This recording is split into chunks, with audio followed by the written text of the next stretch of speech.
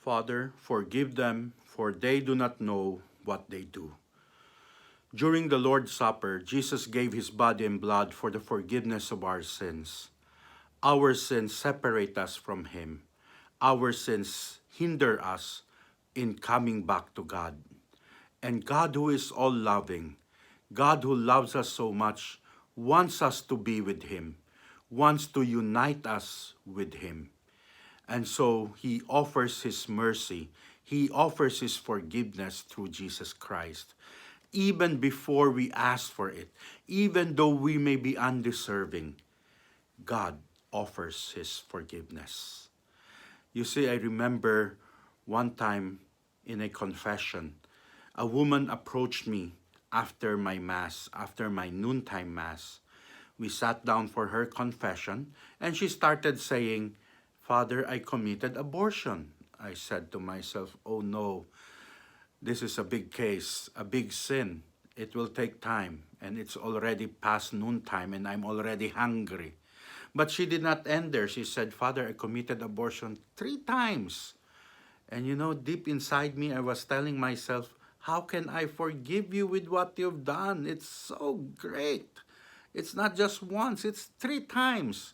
But when I was thinking in my mind those things, suddenly I had this realization that our God is a merciful God. Our God is a powerful God. Our God is a loving God. And whatever sins that we may have committed, God forgives. And you know, at that very moment, I realized also, I also had my sins. I also had my big sins towards my God. But God never withheld his mercy. God never withheld his forgiveness to me. The same thing. God was using me as an instrument at that moment to offer and to give God's forgiveness to that woman. That afternoon, during confession, at first the woman was crying because of what he did, of what she has done. But after that confession, receiving God's forgiveness, she was still crying, but crying with joy because she has been united with God. All those uh, sins, all those that blocks him, that is a wall in her relationship, that serves a wall in her relationship with God, has been broken down because God forgives. And that we experience God's mercy, God's forgiveness offered to all of us. Now, as we have received God's mercy, can we also give that mercy and forgiveness to others who may have hurt us, who may have done wrong to us? Many times I hear people saying, "Father, that is difficult. That is almost impossible to do." Yes, humanly speaking, that is almost impossible. But with God, it is possible. Let me give you an example. Remember Pope John Paul II. On May 13, 1981, he was assassinated. His life was attempted by Mehmet Ali Agca, a Turkish sharpshooter. However, he did not succeed. John Paul II survived the assassination. But what did John Paul II say? "Forgive, please pray for my brother, for whom I forgive sincerely." John Paul II did not hold any grudge against this man. John Paul II didn't think of retaliating towards this man. John Paul II even asked the whole world to pray for this man, whom he sincerely forgives. 2 years later, after the assassination, he went to the prison cell of Ali Agca, and he showed and extended God's mercy and forgiveness. In the year 2000, John Paul II asked pardon for him so that he may be released from prison. And so that happened. He was released. And he was sent back and deported to Turkey. God's forgiveness is possible. If we will receive God's grace, let us do the same in forgiving others. Another example is Maria Goretti. She was around 11 years old that time. And there was this man who is Alessandro Cernelli, who was 20 years old.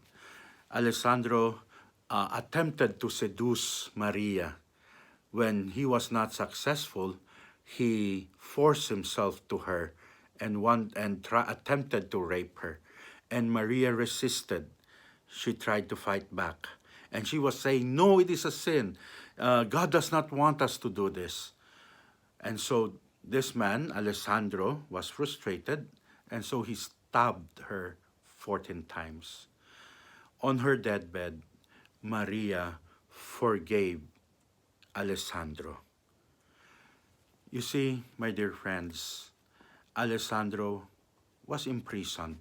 However, after 30 years, he was released, and he was working in a convent of the Capuchins, and later on even became a brother. And because in 1934, Alessandro asked for forgiveness from the mother of Maria named Assunta. And Assunta assured him that on her deathbed, Maria has forgiven him. You see what forgiveness could do? It can transform the person.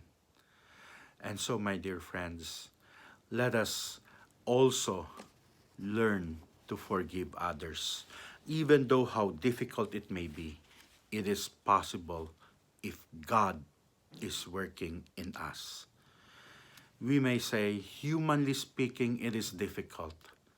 However, with God's grace, with God's help, forgiveness is possible. Because when we ask God to forgive a person, we are also participating in God's forgiving activity. We might also say, oh Father, it's not easy to forget what He has done. Yes, we will never forget the pain. We will never forget the wound that has been inflicted on us by others. But it can be transformed. And so, my dear friends, as we have received forgiveness from God, let us also forgive others. In my own experience, I remember hating my father because he left us. But for so many years that this hatred was in my heart, I learned to forgive, because that is what I preached. And when I preach to people and say we must learn to forgive, I am being convicted by it also. And God is telling me, do what you're preaching. And so, even though it may be difficult, I decided to forgive. And by God's grace, I know deep in my heart, I have forgiven him. Our relationship has been restored. And so, by God's grace, forgiveness, because that is what God offers to all of us. Father, forgive them, for they do not know what they do.